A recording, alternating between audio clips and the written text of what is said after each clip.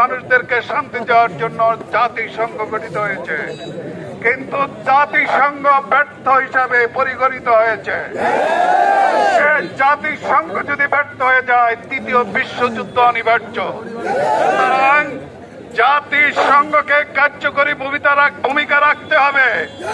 আমি বাংলাদেশ সরকারের কাছে বিনীতভাবে অনুরোধ রাখতে চাই, বাংলাদেশ জামাত ইসলামীর পক্ষ থেকে, খোলাফাসির পক্ষ থেকে অবিলম্বে যেন বাংলাদেশ গভর্নমেন্ট, বাংলাদেশ সরকার রাষ্ট্রীয়ভাবে নিন্দা জ্ঞাপন করে, শোক প্রস্তাব পাশ করে এবং এটা জাতিসংঘে পৌঁছিয়ে দেয়।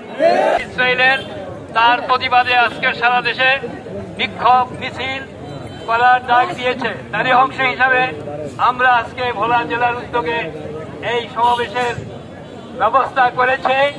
আমরা সর্বস্তরের মুসলমান ভাইরা আজকে যে মিছিলে অংশগ্রহণ করছেন তাদেরকে আন্তরিক মোবারকবাদ জানাচ্ছি এবং আগামীতে আরো কর্মসূচি নিয়ে আমরা গোটা বিশ্ব মুসলিমকে একত্রিত করে এই ইহুদি চক্রকে, এই ইসলামের বিরুদ্ধে সকল ষড়যন্ত্রকে নস্যাৎ করা পর্যন্ত আমাদের এই সংগ্রাম, এই আন্দোলন অব্যাহত থাকবে ইনশাআল্লাহ।